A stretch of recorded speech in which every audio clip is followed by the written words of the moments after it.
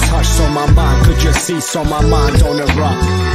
At times I feel I can't get enough, but I sip a double cup and I spend a couple bucks. Sending out some love to my blood, to my girl, to my buds, to the homie up above. Okay, remember now, we're not here to judge anybody. We want to handle this with love, right? You want to tell him how his drug abuse has hurt you, maybe hurt himself. Okay, Harold, what time did you tell him to be here? 5 o'clock, but he's always late. No, he'll be here. In 3, 2, 1. Is this a 5 o'clock free crack giveaway? I don't know, folks, but they might have to do a 5 o'clock free crack giveaway just to get people to pay to go see the Marvels, from what I'm hearing today. But either way, folks, this is the MCU's Video YouTube channel and podcast. I am, of course, the humbled initial creator and co-host of the MCU's Video YouTube channel and podcast. Normally, I would motion over to my left to the poster over there in the corner, but it's up there now. You can't see it, but we've got one, I promise. I'm waiting for the rest of the team here to pop up for the Loki episode 2. Zaniac, of what is it called? Breaking Brad, season 2 episode review. This is probably some of them right there. Oh, Cyber's having slow internet. Either way, oh, there's Andres. What's up, Andres? Where's Cyber? He says slow internet. What are you going to do, sir? Maybe it was a TVA. Maybe his temp pad's not working properly tonight. He needs to go see Ouroboros real quick and see if he can't, or Casey, and see if they can't get the manual out and get that shit straightened out. You know what I'm saying? So anyways, folks, as I was saying, I had to cold start the show by myself. I was left by myself by Andres, pop culture guy. It's me and Cyber. I had to start the show by myself. No, I'm trying to be punctual, brother. It's okay. You were busy. I understand. Cyber's coming. Anyway, so but no, we got episode 2 of season 2, and I don't know, Andres, what was the runtime on that episode? 52 minutes. 52 minutes. All right. So, and you figured the end credits are like 5 minutes. Yeah. So 47 minutes of episode, which is pretty damn good. I mean, when you consider some of the stuff, especially you were one of the ones, I think, towards the end that was really a stickler with Secret Invasion on how short the episodes were. I know I was, because of the money.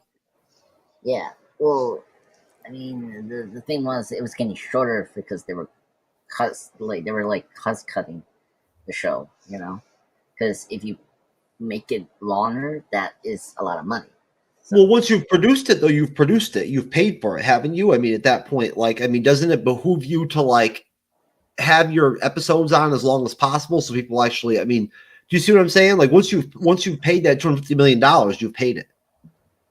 Yeah. Well, it was just the weird thing about Secret Invasion is that they made reshoots, and I don't know how long was initially those episodes were supposed to be.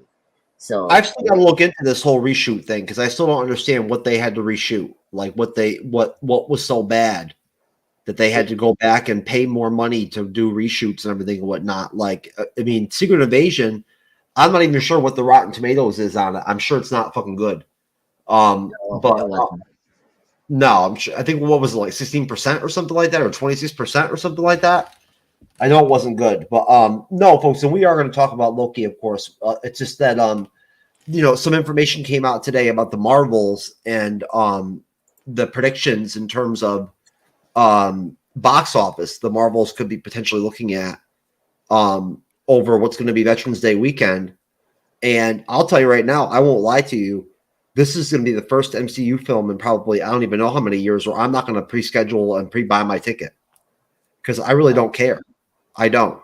I won't lie to you. I love Monica Rambeau and I love Miss Marvel, but I don't like Brie Larson as Captain Marvel. I don't dislike her personally. I don't know her. You know what I'm saying? I'm saying as Captain Marvel, I don't like her, and I feel like if anything, she's going to drag the other actresses down. I mean, I can see why. I have a wedding during Saturday, so I can. I don't know. I'm able to see it Saturday or Sunday because I don't know how my friend's schedule is because he has a job now. So yeah, it's not looking good for the Marvels. I mean, like the thing about it is like it's like it doesn't feel like it's part of the multiverse saga thing, and you have two characters that is like barely recognizable and like had enough time in the MCU to be like appreciated by the everybody like People, myself. if you're an MCU fan, you know who Monica Rambeau is. Cyber, Yes, you need a couple minutes, buddy? No, I'm good. You good? All right. We were just talking about the Marvels a little bit and whatnot and everything. I'm sure you probably already heard about the just before we get into Loki season 2, episode 2.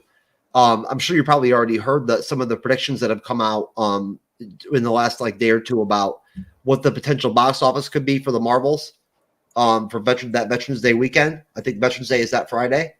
Yeah. Or they're celebrating that Friday or something like that or whatever. They have no competition really. I think, except for that DiCaprio film. Killer Flowers. That comes out this month. What is it? Friday Killer Nights at Friday or Friday, whatever the fuck it's called, Freddy's or whatever. Five Nights at Freddy. That's October 27th. Sorry, Cyber. I know all the kids play the video games and everything and whatnot. I never got into it. But either way, I almost went to see The Creator yesterday.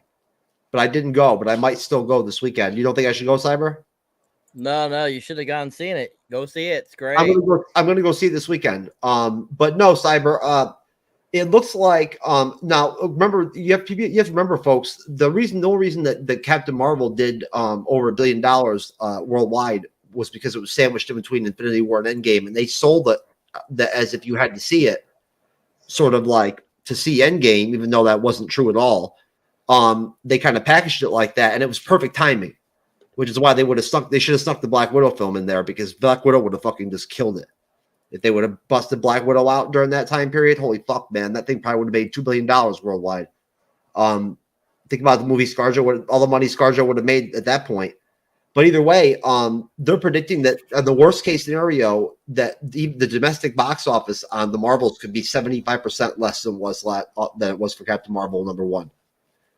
What do you think, Cyber? Is that reasonable?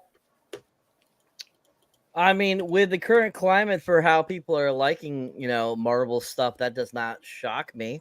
So, I mean, that's very plausible. But at the same time, I think because it's a all-women cast, I think that's going to be a huge hit for the female audience. So I think it's going to do better than they think it's going to do. Especially, I mean, look at Barbie. Barbie amassed how much money it has, and that was really focused towards women. So I think that even though the Marvels will probably not capitalize on what Marvel 1 did, I definitely think it will get close. Okay. Still, if you had to give a projection, what do you think it would be? Do you think that say worldwide, say the $1 billion mark is the metric? Do you think that it'll make 75% of that? I think it'll still make around 800 million worldwide. Okay. What do you think, Andres? Well, I don't know about that. I just want to pick up what Cyber was saying. Like Barbie, like the thing about what made Barbie and Oppenheimer successful was the word of mouth. Like the key thing about the Marvels is like if it's very good, like receive good word of mouth, everyone actually likes it. Like universally, everyone can join together and say like the Marvel was a good Marvel movie, like Guardians Volume 2 was, last May. Then I think they're fine. But if it starts to have mixed reviews, then that's where they're going to be in trouble, and that's where they're not going to make money, and they're going to lose money. Just like maybe that wrong weekend might hurt them. Might hurt the movie. Well, it sort of depends. I mean, sometimes the holidays can hurt it, but sometimes it can help it. It just depends. So the tracking, I agree with Cyber. Maybe 800 could be it. There's no way it can cross the 1 billion. But then again, don't say it don't. or something like that in the phrase, because you don't know it will cross the billion mark. Like, come on, I wasn't expecting Barbie this year to cross the billion. Actually, across Super Mario Brothers this year. So don't like like box office projections is very unpredictable sometimes, and like you don't know how a movie will perform. So we don't know how this movie's going to perform. Cyber, are you pre-buying your tickets for the Marvels? No, I'm not either. I never pre-buy any tickets. No, I'm not. For once, I'm not doing it. I just don't give a shit. When we decide we want to watch it and review it, we'll watch it and review it. But I'm not gonna like. We can focus on Loki, and whatever else we're reviewing at that point, at that given time, and whatnot, and everything. And the Marvels will be the Marvels. Hey, you know what? Maybe we'll all go see it and we'll love it. So who knows, right? Well, I guess this will be a good test, another good test of the MCU brand right now, to see how the Marvels does in the box office on this film, right? Well, what's the first movie we get next year? Deadpool 3. Yeah, Deadpool 3 that's in May. So Yep. we got a long wait to Yep. our first Marvel for 2024. And Captain America 4. That's in July. So Okay, in July. And what we get? That's it for the year, isn't it? Just the two? No. Thunderbolts in December. If it, yeah, we'll have to see on that one. It'd be nice if they give us at least 3. No, Thunderbolts is definitely still locked in for It's December. locked in there. Yeah. I would hope so. And of course we'll talk about this Daredevil news another day. I'm sure I'm sure Andres and I will be able to find time on Sunday or Monday or something to talk about what's going on with Daredevil, what they're going to end up doing with that whole fiasco, which I'm not sure is a good thing or a bad thing as of right now. But as far as Loki episode 2, season 2 goes, I want to just point out right at the bat that final song in the end credits was Janis Joplin's Cosmic Blues, and that's a fucking sick song. I love that song. I want to give hats off to Natalie Holt, just like we did last year or the year before, for as the composer of the series and whatnot and everything. She's done a great job. Honestly, I think I would probably buy this soundtrack. I honestly think I probably would. She has really good taste in music, I think. What do you think, Cyber? Honestly, I tried to find one of the end credits. Next review, I'll grab one that we can actually. I love watching them.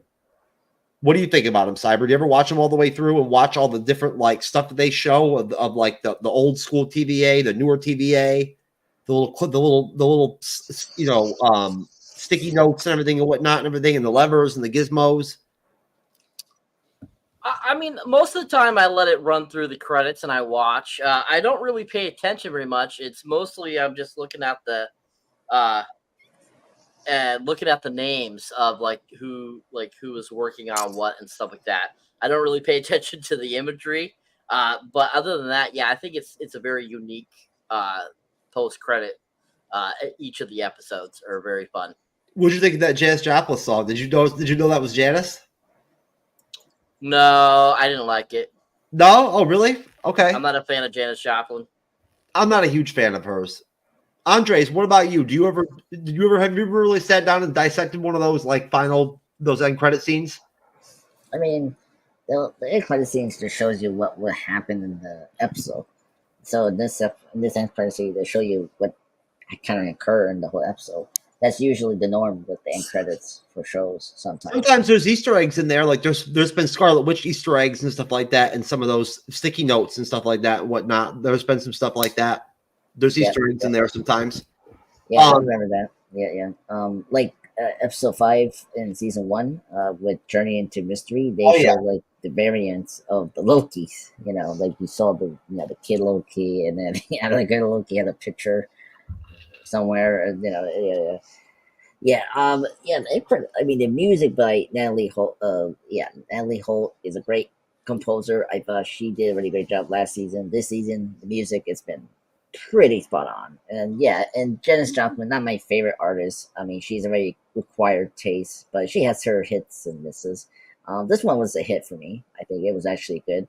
Definitely, up there with some of her other songs. So, but yeah, So overall, it's a good end credit. I think it fit well with the ending with Sylvie, but the way we start off, basically, we talked about it before you came on, Cyber. The episode was 52 minutes long, so it was about 47 minutes of actual runtime, and essentially we launch right in, coming off of, again, taking into consideration, folks, that where we're at with this Loki variant, he's probably only a week out from like when he tried to take over the Avengers. When he tried to take over New York and everything and whatnot, the Battle of New York, he's a week out from that, right? Like, we don't know if they go to the bathroom or sleep at all or in the TVA. I don't think they do. I'm not really sure. I think time just kind of almost stands still or whatever, almost. But basically, we still don't completely understand how time really does work at the Time Variance Authority. But basically, we end up with the end of episode 1 where OB had to go and actually send Mobius into the loom to essentially help Loki stop time slipping by having Loki prune himself through a device that gave him a green signal. Sylvie ended up helping him, right? And that's So you were talking about episode 1? Yeah, I'm saying into episode 1, going into episode 2, this is what happened. Oh, okay. Yeah. You were saying episode 2, and I'm like, that didn't happen in episode 2. No, I'm sorry. From episode 1, at the end there, we saw Sylvie pop out of the elevator. We believe it was probably Loki that pruned himself. At least I do. Right there, I think we'll probably see that later on in the series, that he pruned himself right there in that scene. It ended up being that, Mobius saved him, and the quest became going to find Sylvie, of course. And so I really enjoyed the whole opening of everything that's had to do with the TVA. I really enjoyed from start to finish. I thought episode 2 was really well done. Cyber, what did you think? From start to finish, beginning to end, I thought episode 2 was actually probably a more entertaining episode than episode 1 was. It had a little bit more of a kick to it. I thought it was excellent. I was mentioning earlier to the wife that I think that the start of this season is far superior to the start of the last season. Well said. Andres, what do you think? Yeah, same here with Cypher. I mean, I was shocked that we actually got to the thing where, like, I was just shocked that Sylvie came back right away in this episode. I thought we were gonna prolong that, but nope, she's back, which is good. Yeah, so I was very shocked. I thought this was great. Second episode. So I think I need to wait for episode 3 to say which one is my favorite, because the last episode 1 was really great season opener, definitely better than season 1's opener. So it's kind of tough. I'm just very impressed about the multiple storylines we have in here, and the whole twists and turns that they're dropping on us, which is great. So I'm fairly enjoying this episode. I had a chance to a little bit. We watched the episode before we came back in this panel for episode 2, and yeah, it's just kind of curious where we're gonna take some of these characters. I'm excited we're gonna see maybe Rain Slayer. I think that's gonna be our next episode for episode 3, and then I'm very curious. It's got to pop up here soon. I mean, that's where we end up it basically right at the end. And we'll get to that. I mean, I'd say probably, if anything, the way I'd like to break this up would be probably into maybe thirds. I mean, basically the storyline of the episode is very simple. Yeah. Let me finish mine. Oh, go ahead, Andres. I apologize. I didn't cut you off. Go ahead. Yeah. Very quickly, and just Sylvie. I'm just kind of curious where Sylvie's gonna go after this, because we're doing that whole breakup kind of moment with her and Loki, and so I'm kind of curious how long she's gonna stay in the side and realize that she has to help Loki with this animate threat with Kane and the whole time implosion or whatever. I hope she steps up, instead of just stay in the line. I had a hard time reading her emotions. To be honest with you, I did. I had a hard time trying to comprehend exactly, and we'll talk about this, of course, and get into it. And that was my point. Is just that the storyline of the episode is very simple. In trying to pursue Sylvie, they discover from jump that Hunter, I believe he's X5, has become this Brad Wolf Zaniac character, who's a character from the comics that Thor fought and everything and whatnot and everything, right? And was an actor and became, demonic. But they're playing off that storyline. But it is Hunter X5, who of course was, is Commander, whatever her name is, General Dox's little guy that she put her like hand on his neck or whatever in episode 1. It was kind of creepy. You remember, Cyber? The creepy Dox, General Dox, puts her hand up on X5 in the war room in episode 1. Remember, she kind of put their heads together. And okay, I'm sorry. Last episode they put their heads together. Yes, that was just weird. Yeah, I know it was. So basically they find him. And you guys can talk about what, the pursuit and everything and whatnot and everything. But once they grab a hold of him, they bring him back to the TVA. They run him through the motions. They go back and forth trying to sort of interrogate him in different ways and whatnot and extract information from him. In the meantime, OB's, is a participant in the episode again. Casey has a bigger role in the episode, which I thought was great. Casey and OB end up having sort of a connection, you could almost say. Which leads to them ultimately managing to sweat out of, the Hunter X5 character, the Brad Wolf from the actor from 1977 character, that, Mobius and Loki bring in with, B15 as well, actually was down there too. They find Sylvie, right? And I'll stop there. I'm not going to, spill the whole episode right there at that point and finish it off. But they're trying to find Sylvie. That's the main goal, and the interplay in between is what really I think made the episode for me. I love the dynamic of Loki, Tom Hiddleston, and Mobius, and Andres. I guess if you had to drop your thoughts on the pursuits, just starting off with, I guess, the pursuit of Brad Wolf, Hunter X5, and then the initial bringing him into the TVA, the interactions between the different TVA staff and everything and whatnot, Loki and Mobius, your whole take on that. Yeah, the opening was very good. I was shocked that we got to this part, because this was heavily promoted in the trailers, so, which is great. So I like it. I think this is like Tom Hiddleston's best performance. I think his performance in this episode was really great. It was really cool to see, a bit more magic from Loki, after, experiencing quite a bit with Sylvie, Chapman and all that. The whole Brad thing was kind of funny. Like, at least it was funny how, Mobius wanted to, like, relax and drink, with, just wait for Brad to come back, which was kind of stupid. Like, he was going to run there, so it was funny how Loki just made that out. It was like, he's running. So that was kind of cool. But yeah, it was really good. Favorite scene was, like, the enchantment of, like, those random people before Loki just, like, pop up in the group. The projections, that was a great scene. I think that was, like, my favorite part of the beginning. So yeah, and then, like, getting to the,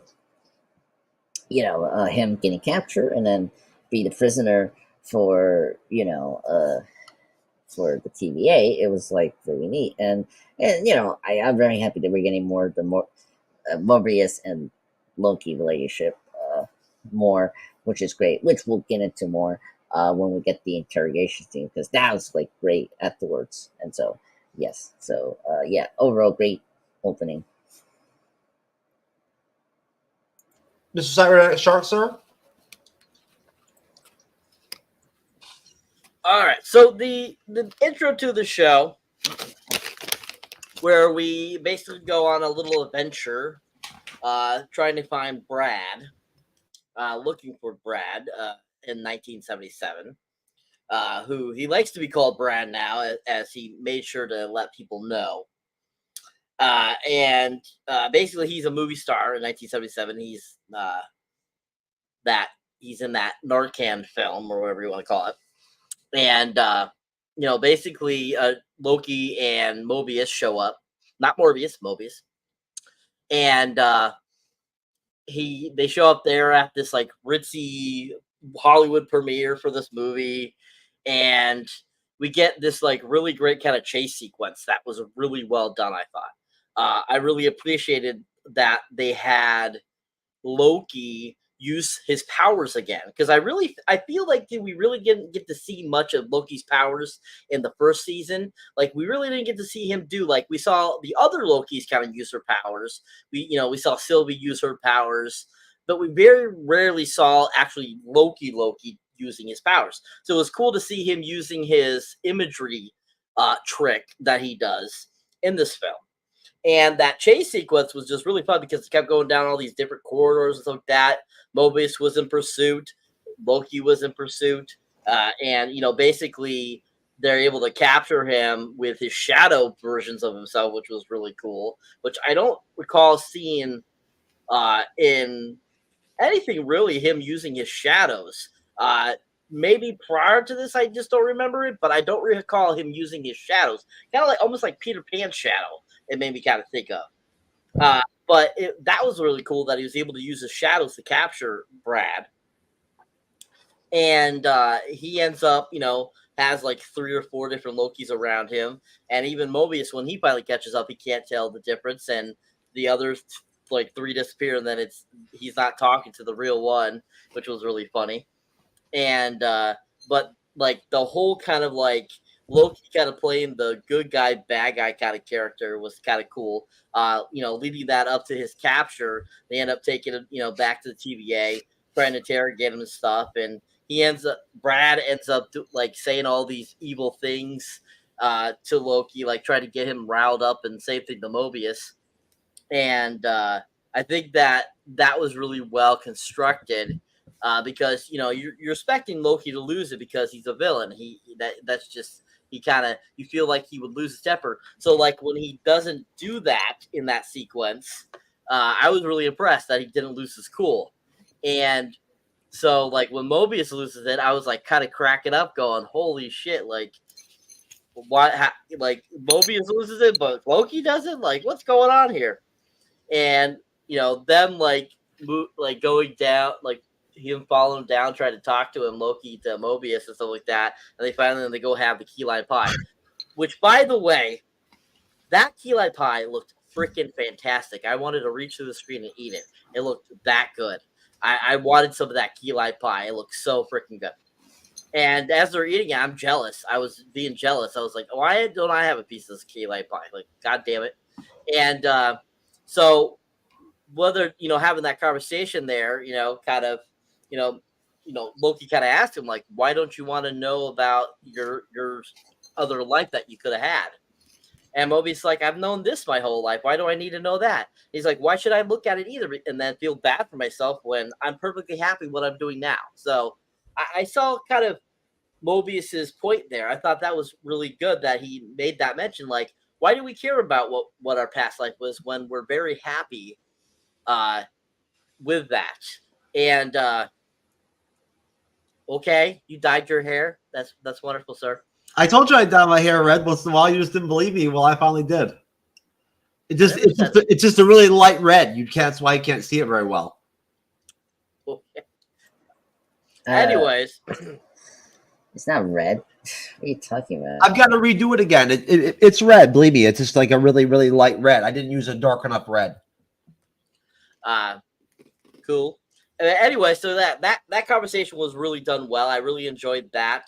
And I mean, we got that kind of great like sequence where they go to see OB again, and basically ask him about the time traveler that Brad was using, and basically he says, look at the handbook. I wrote the handbook, and so.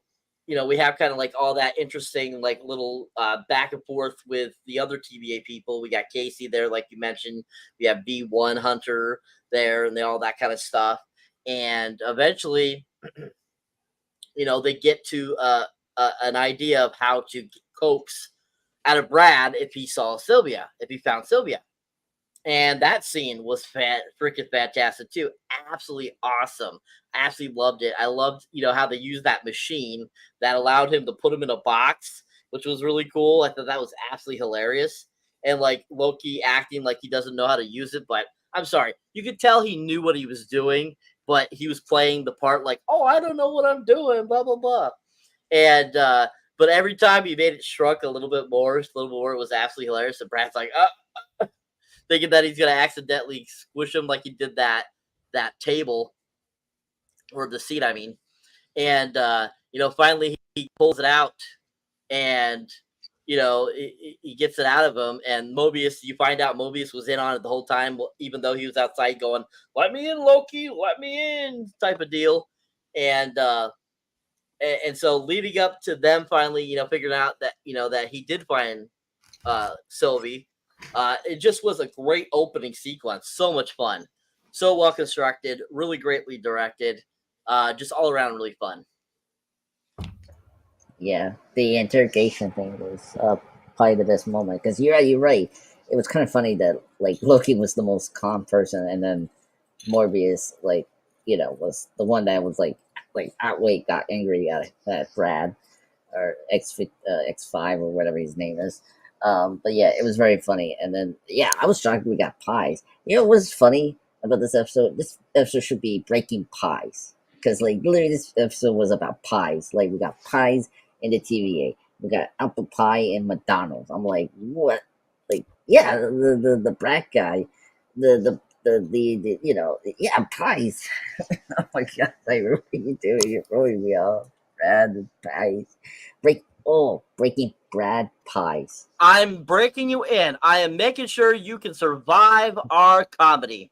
Yes, exactly. Oh my god, yeah. So this episode drives me nuts with the pies. It's just funny, and yeah, and Brad that got off, or Brad, what is his god name? Let me double check this guy. Well, Mobius says he's an asshole. He flat out says that, like, you know what I'm saying? When he sets up the interrogation, he's like, and he's an asshole.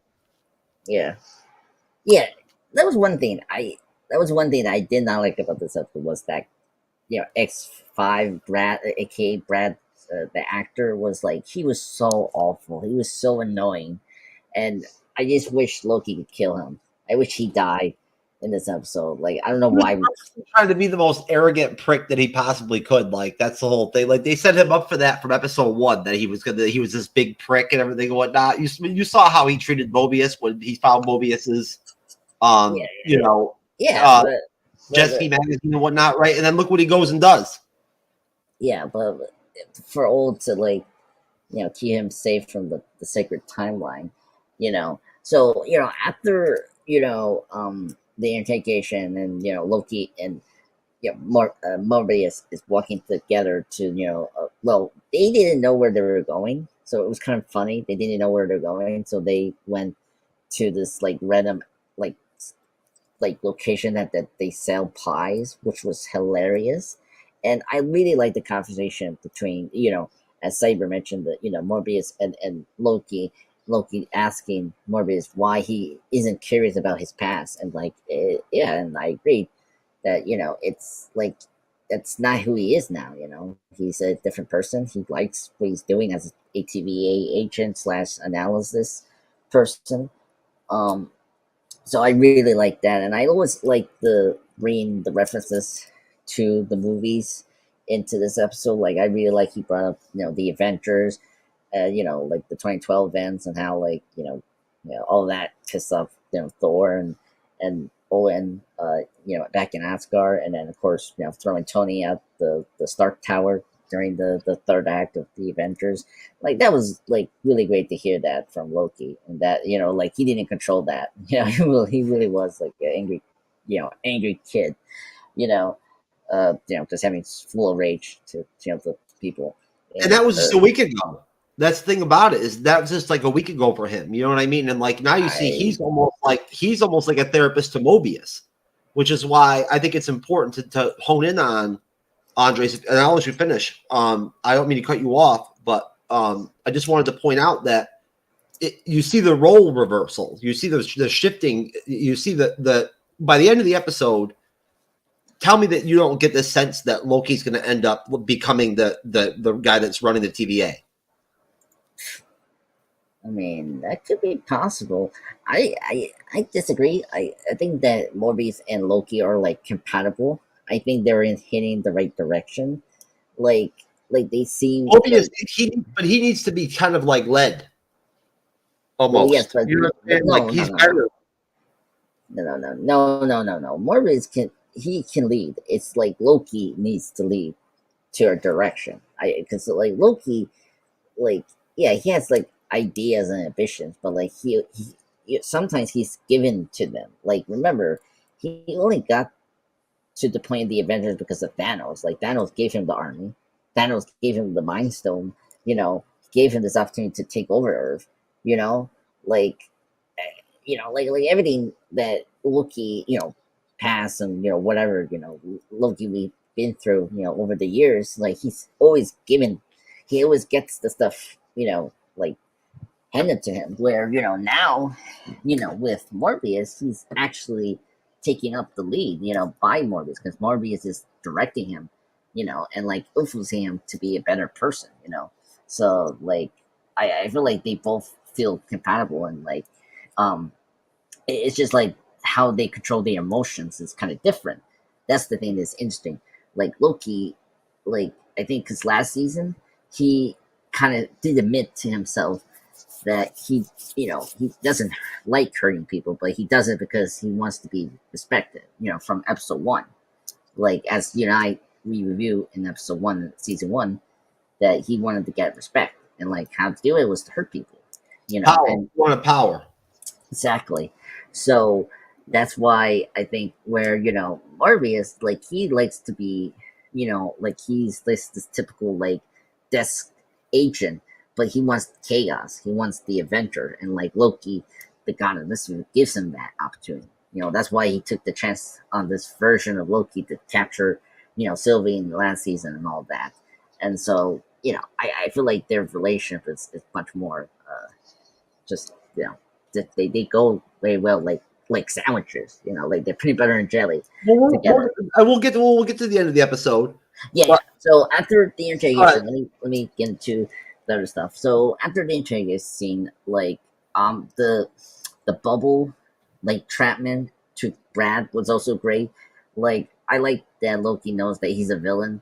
And it was very funny that like this was all a setup towards the end when we revealed like Morbius knew that Loki was going to do that, the bubble thing on Brad and all that. And so that was kind of cool. But it was very funny that Brad kind of took Brady's words like, oh, I say really nasty things about your mom earlier. I want to take that back. I'm sorry. Like it was just so funny. Like you just like, come on, dude. You know what you're gonna say to him that moment, and you're not gonna get. Yeah, he's not gonna accept that. So you're gonna die like Loki. But I was very shocked that Loki didn't kill him. And that was a whole funny scene. I love that. And then before they before they go to Sylvie, in McDonald's, it's we have to mention Cassie. I was so happy we saw Cassie again. Like I'm very happy he's in more of the cast. And oh my god, like him and OB when we get to the scene where he's a big fan of the handbook.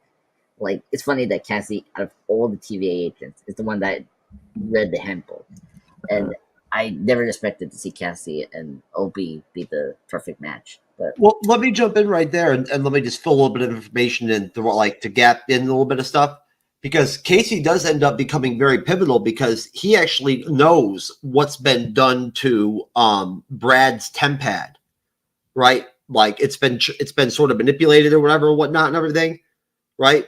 To sort of make it, I don't know, untraceable or some shit like that. I can't remember exactly what it was. But it turns out that Casey, like, knows the tech. Like, he's like, oh, I know what's going on with it, right? Or whatever, and that's where it comes in that, that the whole thing with the handbook that Casey, like, he ends up asking him for his autograph on it and everything and whatnot, which is hilarious. I thought that was like, that was a really good humor, really good humor in the episode. But in the meantime, when they first find Ouroboros, he's actually working on a device to try to contain all of the other branches, all of the offshoot branches that were occurred by the death of He Who Remains. He's sitting there under the table, kind of trying to build that device. And what we end up finding out when they do find Sylvie, of course, who is working at McDonald's, in I think it was 1977 or 1982. In 1982, and she's like in some, she's in Oklahoma or something like that. And I'll let you guys talk about, the scene that, occurs there. But what we end up finding out basically is that Hunter, X5 seems very like reluctant, hesitant, and wants to go back to the TVA. And it's because this whole time, what essentially Nox has been doing with the Hunters is she's going out and like suicide mission style for whatever reason, I don't know exactly, unless she's just trying to fulfill her role. She's going out and she's like setting off like, DEFCON charges on all these loose branches and essentially killing people, killing, millions of people. And, we end up with having an altercation and sort of, the other sort of action we get in the episode between, Sylvie and the rest of the team, taking on, essentially Nox and, trying to shut down their operation. Before we get to that, though, Cyber, what are your thoughts on the interactions between Sophia DiMartino as Sylvie with Loki and everything and whatnot, their conversation and the dynamic between Mobius and X5 when they're at the restaurant? So once again, Sylvie is an outrageous, psychopathic bitch as usual. So I think she was fantastic as herself, and I think she's actually once again I think that Sophia DiMartino, she's okay, but she doesn't do anything for me. She just I look at her and she annoys me. So I thought their conversation was exactly what I think it would do. Her being just a bitch and him trying to explain things and like you need to help, and once again, it's still so funny that Loki's basically talking to himself all this time. That's just what he's doing. He's actually talking to a version of himself. So it's kind of like you think you would know what he's going to be thinking because it's himself. So I still think their conversations are very interesting, that they, are completely in different directions, even though it's supposed to be him, just another realm version of himself. But that whole sequence was, funny because I think that like how Loki approached it, acting like he was so shameful when he shouldn't have been shameful at all.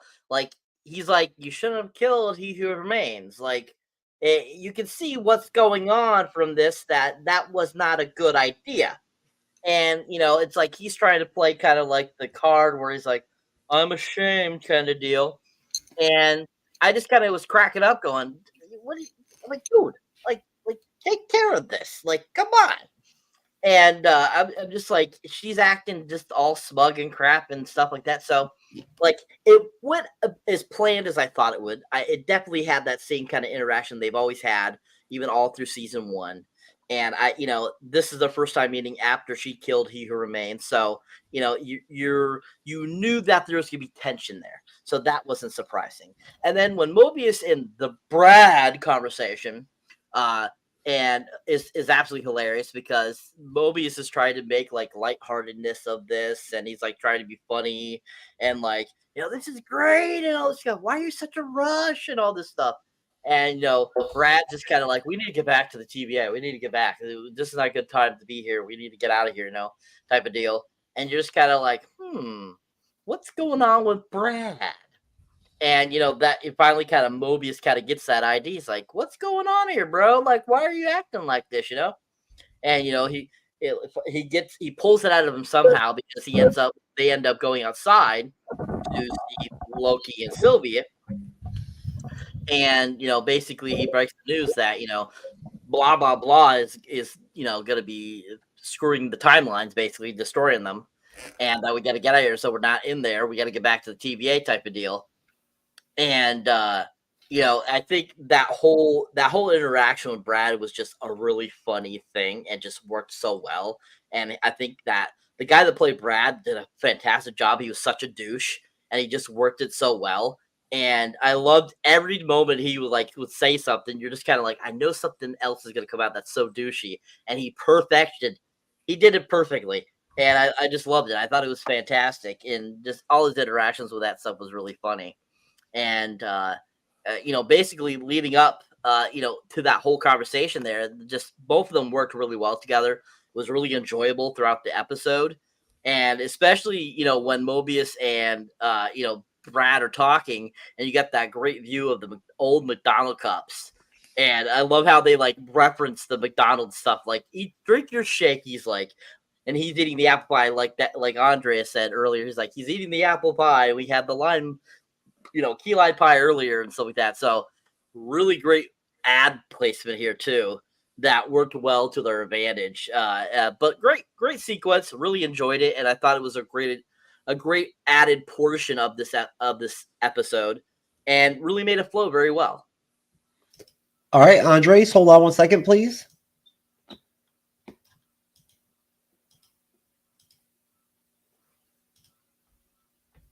This better be good.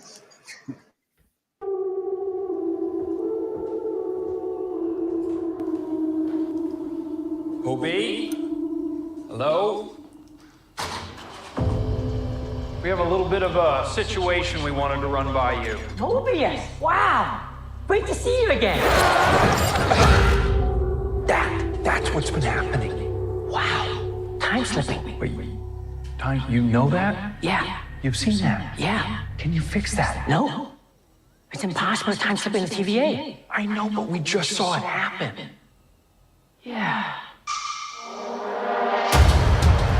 I've been pulled through time, between the past and the present. Hello? If what I saw is true, there's nothing to stand between this world and utter destruction. Only one way to find out.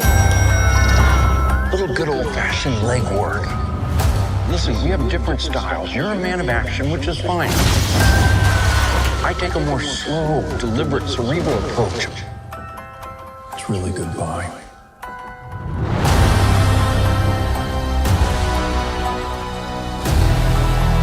It's up to us to save this place. Is this cracked? You're good. Whatever we do, we're playing God. We are gods.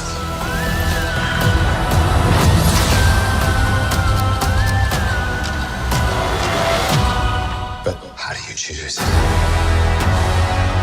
who lives and who dies? Make the hard choice. It's him. You better run! War is on its way. Come on, you're the god of mischief.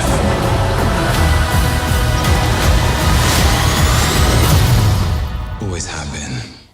Always will be.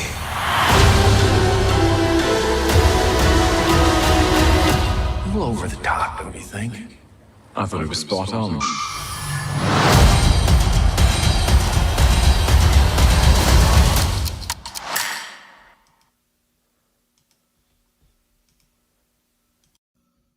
All right, Andres, your thoughts, sir? Yeah, so, yeah, after the second and best interrogation of Brad, we go to McDonald's in 1982. I think that was where we left. Oklahoma, which is a cool setting. If you didn't know, as a comic book person, that is actually where in the comics the ACER actually went when Ragnarok actually happened in the comics. So they put their place in Oklahoma. They're the new Asgard we were seeing in the MCU since Phase 3. That's where they originated their new Asgard. But in the MCU, they changed it to Norway. So just give you a little comic trivia there. And that's kind of cool that they put Sylvie there, because that's her new sacred timeline she just picked, which was awesome. Yeah, so it was cool that we get Sylvie again. We're kind of in that phase with Sylvie, how she's like in this like what is it, like Gamora phase, where like the female characters are like very annoyed that seeing their like the spouse they had previously, and didn't went well, and she wants to move on, which is kind of I can understand. She wants to live her own free will timeline and whatnot, after being on a run with the TVA, but she doesn't understand that she killed the who remains / Kane, and not realize there's going to be variants of Kane coming soon, right, to destroy the multiverse, have another multiverse war, right? And it's kind of funny that she just isn't thinking smartly. That's the one thing I don't like about this episode, is the way we use Sylvie here. Like, just few minutes, it's like, I'm like, okay, I get where she's at, but like, she should know, like, there's like high stakes with the timeline and all that, I don't see her not caring at this moment. Like, she should care more about it, right? Like, in this episode, like she should care that these branches are gonna live, not to be pruned. Like, she should be more part of what Loki is doing. It's kind of weird with this character, but hopefully the storyline with Sylvie makes sense. But at this moment, I don't like what we're doing with her. It's just very typical TV writing for me with this character right now. Like, the other stuff is great, like the Mobius and like Loki relationship they're taking. It's like spot on. It's where I want to see. Like the Kane, Rainslayer stuff. It's like it's hitting really good. Beginning for next week, and the TVA stuff is really awesome. But like the Sylvie stuff is just like I just don't like it. It's just very TV metal drama. Like, it's like it's like this too. It's not too much, but it's like I've been there, done that. It's like I kind of wish we did something kind of unique with Sylvie, or something. I don't know, like make just take her in a. Maybe she was a one-shot deal. Maybe you know what I'm saying? I don't know. I mean, look. I mean, I thought she was okay in this episode. And we still got 4 more episodes to go. So it's not like she can't still do something with that character. She obviously, as you see in the trailer, she obviously is going to be more in more episodes. I'm really interested in seeing what Renslayer is going to be doing, and I think that's going to be really cool to see her in the next episode. That's one thing about 6 episodes is they have to do this shit, right? Like, these things have to occur. They have to see these characters have to pop up, right? So we're going to see Victor Timely in episode 3, like, without question. I don't see that not happening. That's where we're going. But so coming off of the go ahead, Andres. Did you want to say anything else about Sylvie? Yeah, I mean, the part with Morbius and like him discovering, that Brad was tricking them, like he knew something, and before Sylvie like entrapped him about the prune bombs that Knox. Knox was gonna do. That was really a great scene. I really like it. I like the Morbius was like way thinking he knows something. He's not like letting it, and so I like the build up to that. So that part was really great, and like I mean, it was funny that I agree with Cyber about the shakes. Like, oh my god, that was very funny. What Brad was how he was drinking it, and then of course when they enter McDonald's, it was very funny that the first thing that Morbius says like, "I need to try the apple pie." And it's like, oh yeah, go for your apple pie, sir, because you've been through a lot and you need another taste of pie again for some reason. So, and I agree, it's actually cool that we inserted McDonald's in a very effective way. It's like, let's throw some pies here, it's like let's put up McDonald's with pies and shakes. That's great. And anyway, so overall great scene, like it. Go ahead, Mr. TrueKnowledge. We go right from there, and we go right into like them. Basically they go right into action. In communication with Hunter B15. Knox and her squad of hunters are detonating timelines, and it gets really kind of like deep. I mean, I wasn't really all that impacted by it, but you see Hunter B15 and that actress that plays her, she's doing a really great job so far in the series. I believe her name is pronounced it is Wunmi Masoku, who plays 100B15. And no, she's done a great job, and she's in communication, and she's saying, oh, these timelines are getting blown up. Mobius, you got to get in there. They catch up with them. We get a good action scene where we see, everybody in action, basically. Mobius is in action, pruning people and shit, destroying equipment. Loki's using magic and whatnot, and also fighting with like a dagger. You got Sylvie looks awesome when she pulls out her like little sword or whatever, whatnot, her little dagger deal. I love that fucking thing. And she's using magic and everything and whatnot. And eventually, millions, they end up burning a bunch of timelines, and Nox takes off with the last of the hunters. And then we go right to the TVA. Sylvie saying, I just want to go back to if my timeline, if it's still there. And Loki sort of standing above everybody else and kind of, comforting Mobius, because there's a very somber mood to the TVA because they realize all these people have just died. And that's the end of the episode. So Cyberneticshark, sir, what are your thoughts? What scene are we talking about? From the moment that they realize that they have to go stop Nox and her squad of hunters, pruning all those timelines, Hunter B15 communicating over, with them and whatnot and everything, right? The fact that Ouroboros comes out, and we do get him, Casey and him meeting and everything and whatnot, because Ouroboros says that the timelines are becoming unstable, or they need Miss Minutes to come back, basically, right? And then the action scene we get where Nox takes off with the last of her, crew, while at the same time Hunter B15 and the rest of the TVA are watching all these timelines get burnt, right? And, and get taken out, and there's all that emotion. And then Loki coming back, Sylvie going back to her timeline, and Loki sort of like, above everybody else, kind of comforting Mobius as the credits run. Okay, so the last portion of the episode, the final third. Yeah. So I mean, the action sequence was great. Them going in and kicking butt was awesome. Loved it. It sucks that they weren't able to stop them from pretty much pruning majority of the timelines, and that kind of sucked. But I mean, everyone did a great job of reacting to that whole situation, people dying and all that kind of stuff. And I thought they did all a really decent job. And Sylvie was exactly Sylvie, how she would be. Doesn't care. She killed He Who Remains, so none of this should be happening. Blah blah blah blah blah. And she just, she was, useful in the fighting, but like afterwards, it just seemed like it's like I'm just going back to my timeline. It was just like stupid.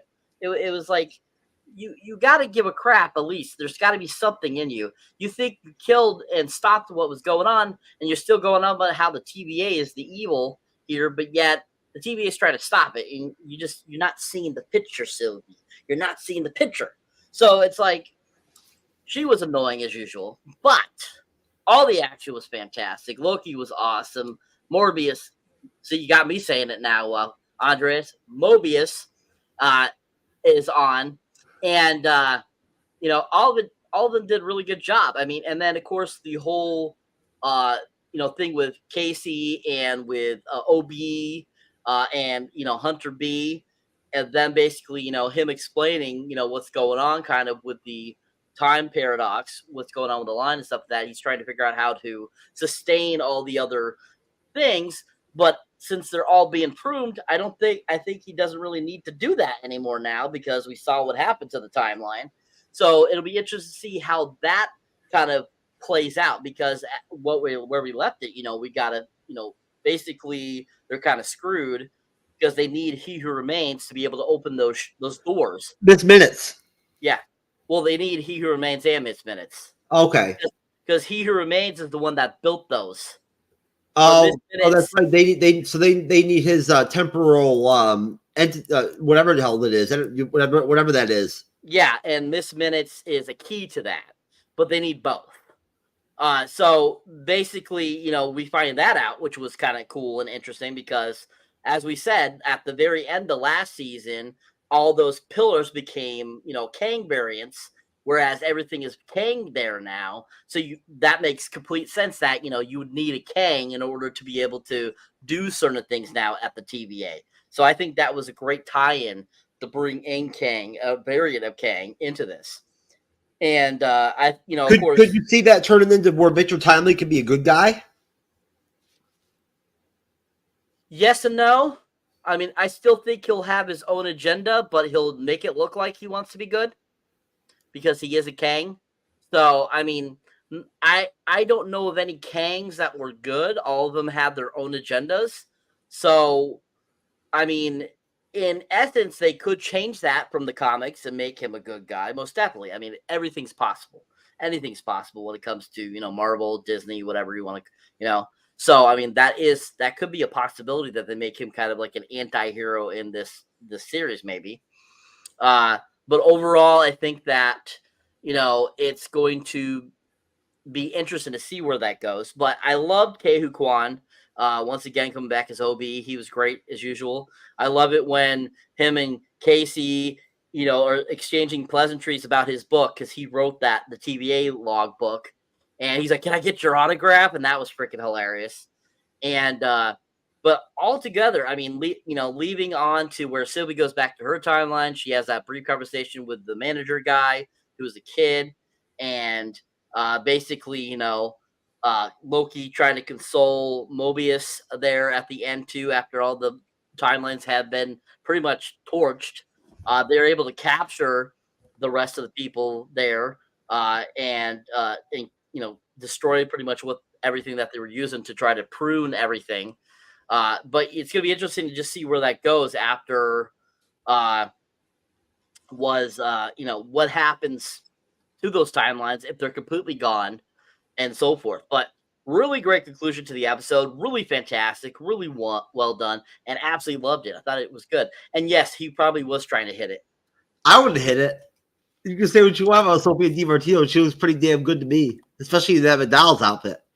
Andre's pop culture guy, sir. Your thoughts on that final third? Very good. This show has done a really good job with action, so I was very impressed that we got to see that. I was actually kind of shocked that we got this pooling bomb thing right away, so I was like very shocked about that. Like, you think you want to make that like a side plot for some of our other TVA to deal with, towards the end of the series, but it's fine.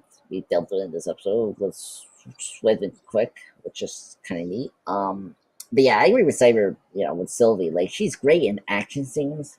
Like, she's really good at those scenes, like, from episode 2 of season 1, or like, or 3, episode 4, like, she's really great good in that at hallway scene. You're right. From episode 2 of season 1, Andres, that hallway scene, she's great. Yeah. Or episode 5, it's really good with her, versus Loki. Episode 6, where she versus Loki, that's a good fight scene.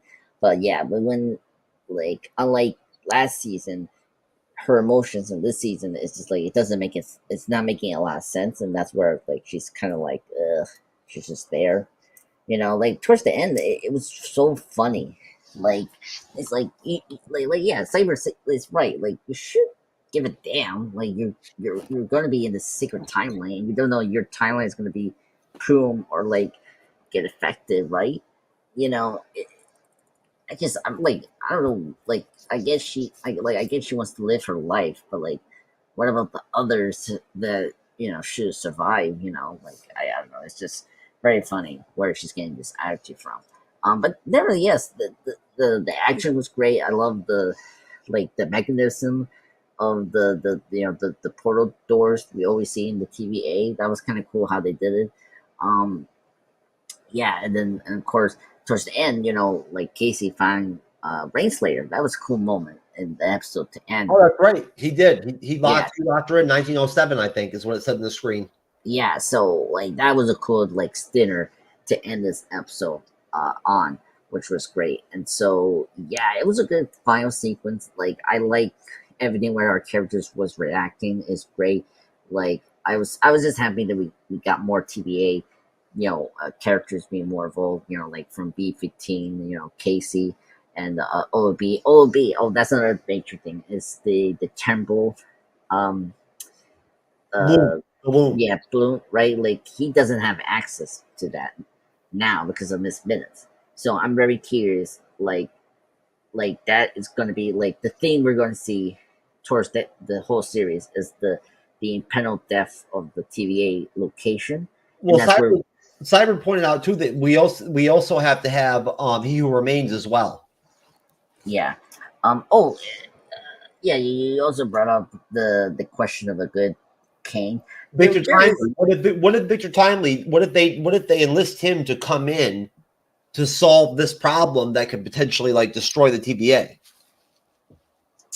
Well, two things. First off, the post-credit scene from Ant-Man 3. That doesn't gonna make a lot of sense with the post-credit scene. I think that Victor Timely is the villain, and so I cannot see that happening in the series. But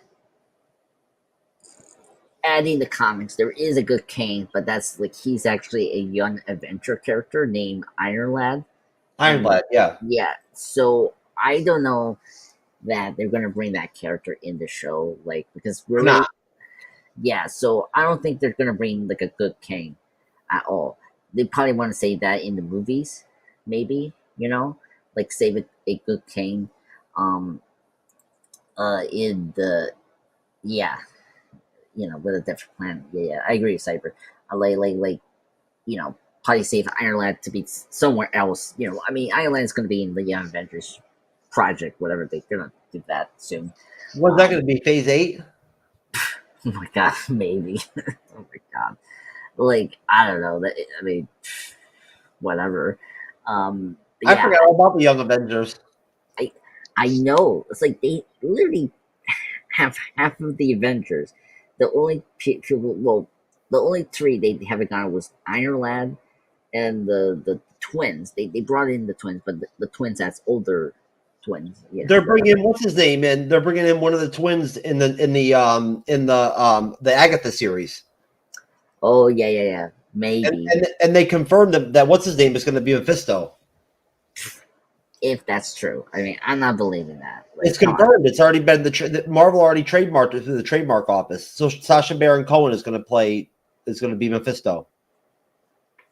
Yeah, we'll discuss that another time, but we will. Yeah, but we've got plenty of other shows to use. Oh my god, I don't want to talk about Mephisto because it's such a false thing. First off, I don't know, like, how is Mephisto going to be important in this phase? Like, that's the thing. Like, he's a demon. Like, how he's going to help you with time travel and all that. They're still going to do Blade and everything like that and everything and whatnot. Blade's not gone away.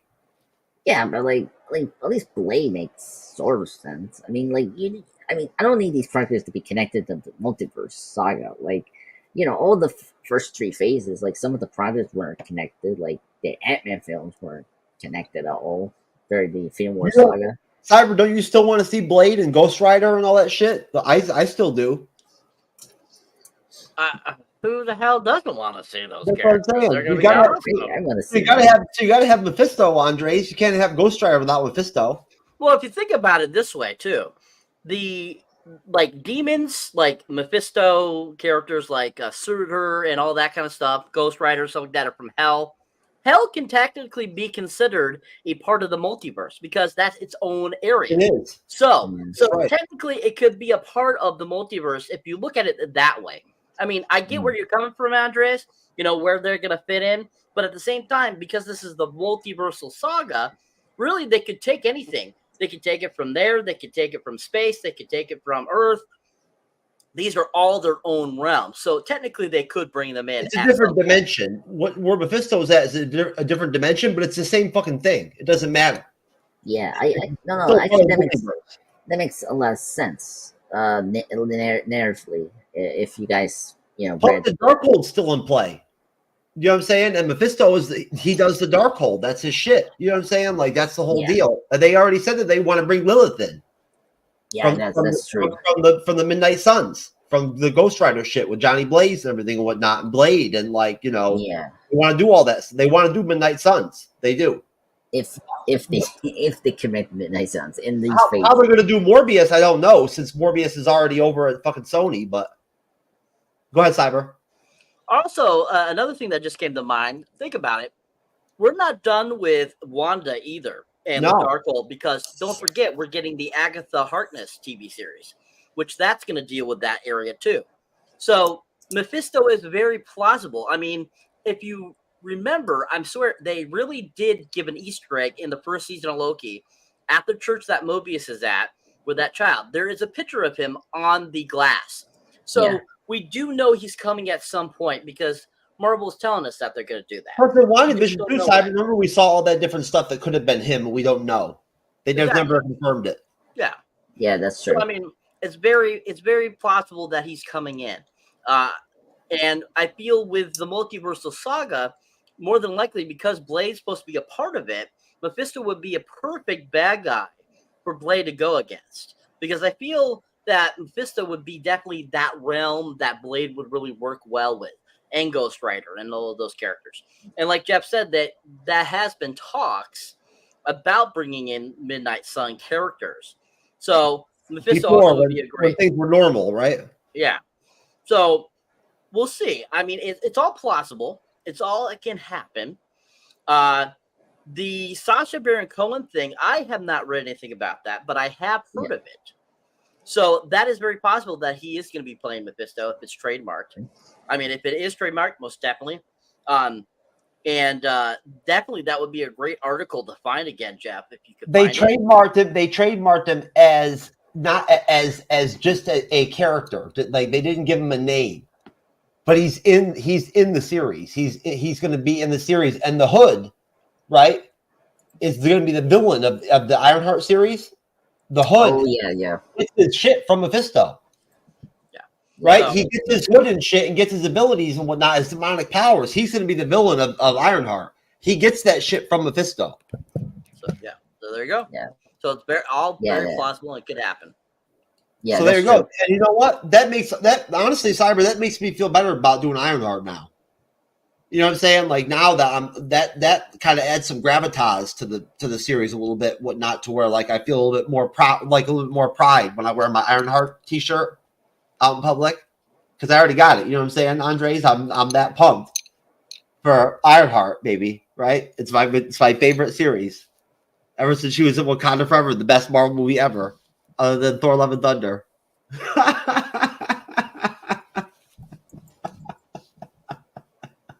Andres, what's wrong? Did I rain into your parade? Did you love Wakanda Forever? I'm sorry. My bad, brother. No. I mean, so. I mean, I don't get me wrong. I know the Alien. I know the Predator was in there, and fucking Don't confuse her.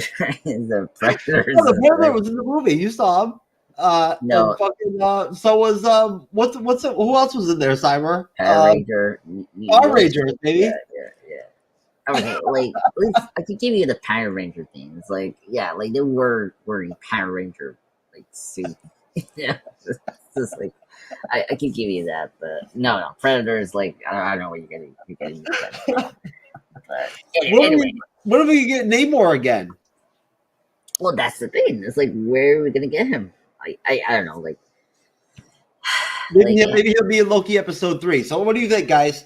Cyber, final thoughts on the episode, and final thoughts on episode 3, since it'll be our mid-season episode, basically, right, of the series.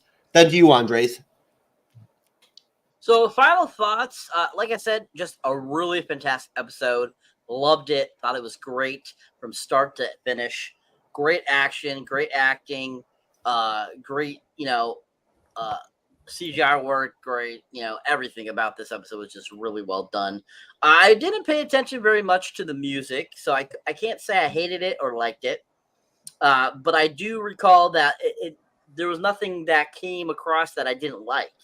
But overall, I mean, just an all-around amazing episode. Everyone was on point. Loved Mobius. Loved Casey in this episode. Loved Obi. Loved them all. Loved all the characters. They all did a really great job, and all were just fantastic. That Bee Hunter Brad was amazing too. I absolutely loved Brad. He was freaking fantastic, and he really helped take away the stupidness of Sylvie's character, her evilness. That is what she is. And overall, just a really fantastically done episode. Really enjoyed it. And just all around, just really fun and enjoyable. I'd have to give it a 10. Nice. Andre? Yeah, so I agreed. I think this was a top tier episode. Oh my god. I'll give it a 10 out of 10. I think it was a solid episode. I think I'm very impressed about the pacing. That's actually the big thing, because one of the big issues, like all of us have with the Disney Plus Marvel shows, is the pacing. And so far the shows hasn't, this Loki season 2 hasn't had that problem, just like season 1 didn't have that problem as well. So that's good news with that.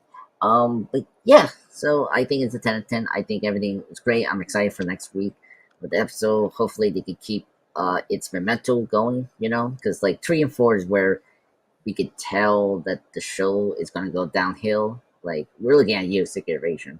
Like if they do something stupid, then that's where we're going to be mad and not happy with the show. But so far it's been good. So yeah, 10 out of 10. All right, and I'm gonna just go down one notch on that, and I'm gonna drop a 9 on the episode. I'm gonna give it a 9. I want to save my 10s because I mean we got 4 more episodes left, and I don't want to max them out. So I'm gonna save. Cyber knows I like to save them up a little bit. Andres, I like to save up a little bit, so I'd rather wait, and I don't know. I'll tell you what, it's gonna be tough to pick a Monica Rambeau award based on what's going on so far. A lot of different candidates to choose from, but I'll tell you that I did really enjoy the episode. I thought that it was really great, and again, it's unfortunate that it's only 6 episodes because I'm loving it, and like it's going to be done so quickly that before you know it, it's going to be over. But that's pretty much it, folks. That's our review. Like I said, I dropped a 9. Both of the panel gave us a 10.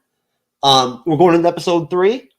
That'll be next week, next Friday. Hopefully, we'll have a guest on with us. I'm trying to put something together right now to make sure that we do have somebody else on with us to actually have a 4th member to jump on the panel with me and Andres. Basically, Cyber, we have What If coming out in December, don't we? Yes, it's supposed to be the end of December. Okay, so you and I will have to. I got to get on the phone with you. We got to talk about that. I haven't talked to you on the phone in forever anyway, so I'll give you a call and we'll figure that out and whatnot and everything. And then we've got to figure out how we're going to handle the dump in January when they go ahead and dump Echo. But I just want to thank Andres. I want to thank Cyberneticshark for being here. I wanted to just put out real quick that we really appreciate all the support that we've gotten here at the MCU's Bleeding Edge. Our numbers look really good. Across the board, I'm really happy with all the different shows every week are doing really well. I've kind of curtailed the Sunday show, and I'm just kind of trying to focus during the week. I am this Sunday, though, and Cyber might join us, going to be with Andres over on, and we're going to pull up right now over on the Andres Pop Culture Guy YouTube channel. We're going to be doing his 2nd live stream and reviewing what's really actually a really good series, which is the 2nd episode of Chucky Season 3. I'm going to pull him up first for plugs, and you can see his YouTube channel and whatnot and everything. And maybe I'll even I'll see if I can throw together a promo video for you, Andre, so I can put that out. You did pretty good with your numbers, man, on that. I went and saw it on your channel and whatnot and everything. You did pretty good. Yeah, which is good. Good to see. Yeah, I'm excited for episode 2. Did you have fun? Did you enjoy your first live? Yeah. So, and plus, I think episode 2 was a much better episode to discuss this Sunday. So, because episode 1 was like opening. I'll see you tomorrow. Did you already see episode 2, Cyber? Sorry, say that again. Did you already see episode 2 of Chucky? No, I haven't watched it yet. Okay, I haven't either. No, I'm waiting until Sunday. I'm going to watch it before we actually go on. Yeah. But Yeah. But no, I'm going to pull Andres up right now, actually. But no, we'll be doing that live at what, 10 p.m. Eastern? Yeah. Good time. There we go, 10 p.m. Eastern, folks, on Sunday on Andres Pulp Guy Channel Presents. There you go, Andre. Yeah. So let me. So nothing much major. With the subscribers is still 817. So, but yeah. So thank you everyone for supporting me. Yeah. Like so far being awesome, guys. The MCU Bleeding Edge community, you guys been awesome. Please still support me. So recently, I just uploaded a Blade 25th anniversary preview for this awesome vampire movie. I totally forgot this year was the 25th anniversary. So here you go. Got your Blade movies and for October. Great way for Halloween season for this month, which is great. Tomorrow I will post something because tomorrow is gonna be the late great Aaron Sorkin, who voiced the original Harley Quinn. So I probably will make a top episode for Harley Quinn tomorrow. Maybe, I cannot guarantee, but anyway. And yeah, and check out my live stream of the Chucky season 3 Andrea's Pop Culture Talk. It was awesome. Jeff was awesome. We had a good time discussing episode 1 of Murder at 6,000, whatever. Yeah, it was a good live stream. So 1600, sir. Oh, thank you. Okay, you and why? I know I was gonna just come on, man. That's close to 100 minutes. You should be able to figure that one out. I know. I'm ashamed now. I should have thrown myself. Shark. Where we at, sir? 703 still. So yeah, right. If you enjoy me here on the MCU's Bleeding Edge, definitely check out my solo content underneath Cyberneticshark. Just recently put up Expendables 4 review, so check that out, of course. And then, of course, I have my shorts, which have been pretty decent too. Got Hoobie Halloween, Winnie the Pooh, Blood and Honey there, Reptile, so check those out. Pretty fun. Done some Chucky films there. I got a mini season review of season 2 of Chucky, so check that out too as well. Yeah, let's keep rocking. Let's get to that 1,000 mark for me and Andreas. I'm 293 away, and he is currently, closer by 100. But yeah, so yeah, let's get us to that 1,000 mark, and let's get that 1,000 going, people. Let's do it, baby. Let's get 40,000 subscribers at MCU's Bleeding Edge. What's up? Let's do it. All right, folks, we out of here. We'll see you. Well, Cyber might see you, me, and Andres on Sunday, but either way, me and Andres will see you on the MCU's Bleeding Edge report, doing Daryl Dixon, the finale, baby. The finale. It's just gonna be dope. It's gonna be some fire, baby. That's it. You know what's up? And then we got a movie review next Wednesday, don't we, Cyber? Hateful Eight.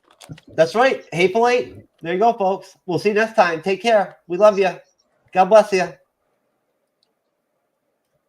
Peace.